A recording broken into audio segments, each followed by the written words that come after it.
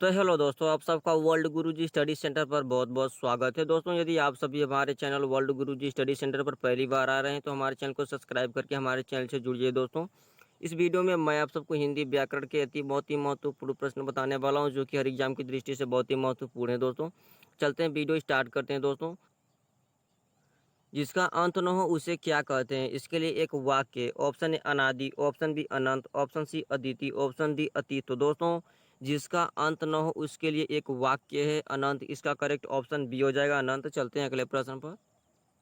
जंगल में लगने वाली आग को कहते हैं? इसके लिए एक वाक्य है, ऑप्शन ए अग्नि, ऑप्शन बी दावानल, ऑप्शन सी सदाचार, ऑप्शन डी जठर अग्नि। तो दोस्तों, जंगल में लगने वाली आग को दावानल कहते हैं। इसका करेक्ट ऑप्शन बी हो जाएगा, दावानल। चलते हैं अगले प्रश्न पर। जिसके आने की तिथि निश्चित न हो उसे क्या कहते हैं? ऑप्शन ए अनंत, ऑप्शन बी अतिथि, ऑप्शन सी तिथि, ऑप्शन डी अतिथि, ऑप्शन डी अदिति। तो दोस्तों, जिसके आने की तिथि निश्चित नहीं होती है उसे कहते हैं अतिथि। इसका करेक्ट ऑप्शन बी हो जाएगा, अतिथि। चलते हैं अगले प्रश्न पर। अकल बड़ी या भैंस का अर्थ बताइए? ऑप्शन ए बल से बड़ा दिमाग होता है, ऑप्शन बी दिमाग से बड़ा बल होता है, ऑप्शन सी बल बुद्धि दोनों बड़े होते हैं, ऑप्शन डी कोई नहीं। तो दोस्तों, आप सबको पता होगा कि जो बल होता है दिमाग से बड़ा होता है। इसका करेक्ट ऑप्शन नंबर ए हो जाएगा, बल दिमाग से बड़ा होता है। दोस्तों, चलते हैं अगले प्रश्न पर। आम के आम गुठलियों के दाम लोकोक्ति का अर्थ बताइए? ऑप्शन ए एक बार लाभ प्राप्त करना, ऑप्शन बी दो बार लाभ प्राप्त करना, ऑप्शन सी एक बार भी न लाभ प्राप्त करना, ऑप्शन डी कोई नहीं। तो दोस्तों, आम के आम गुठलियों के दाम का मतलब कि दोस्तों एक वस्तु का दोहरा लाभ लेना। इसका करेक्ट ऑप्शन नंबर बी हो जाएगा, दो बार लाभ प्राप्त करना। दोस्तों, इसका करेक्ट ऑप्शन बी हो जाएगा। चलते हैं अगले प्रश्न पर। काठ की हांडी बार बार नहीं चढ़ती का अर्थ क्या है बताइए? आग पर हांडी चढ़ाना, बेईमानी बार बार चलती है, बुरा का काम बार बार नहीं चलता, ऑप्शन डी कोई नहीं। तो दोस्तों, जो काठ की हांडी बार बार नहीं चढ़ती, इसका जो सही अर्थ है इसका करेक्ट ऑप्शन नंबर सी हो जाएगा, बुरा का काम बार बार नहीं चलता। दोस्तों, इसका करेक्ट ऑप्शन सी हो जाएगा। चलते हैं अगले प्रश्न पर।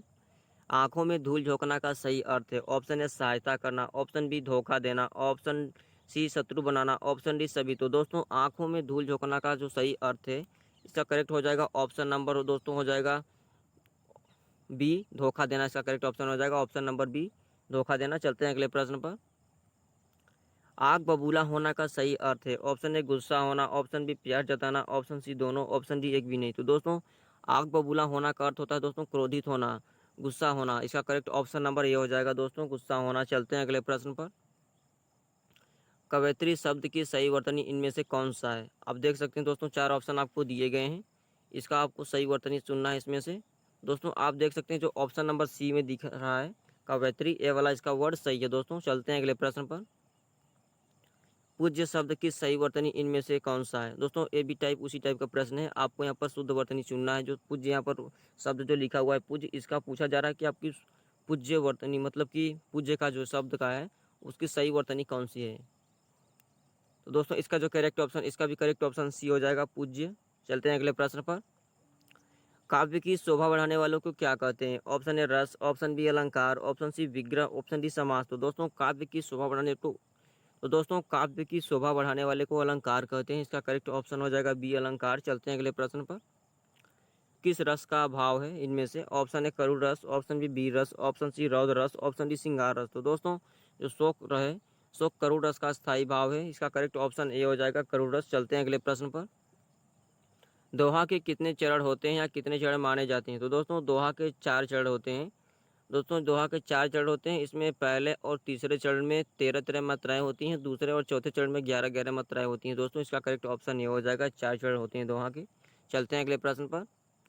चौपाई के कितने चरण होते हैं या कितने चरण माने जाते हैं? तो दोस्तों, चौपाई के भी वर्ड सुन करके आपको पता चल गया होगा, चौपाई यानी चार, इसके भी चार चरण होते हैं, लेकिन इसके दोस्तों सभी मात्राओं में 16-16 मात्राएं होती हैं। दोस्तों, इसके प्रत्येक चरण में 16-16 मात्राएं होती हैं, उसके अंत में गुरु पद होता है।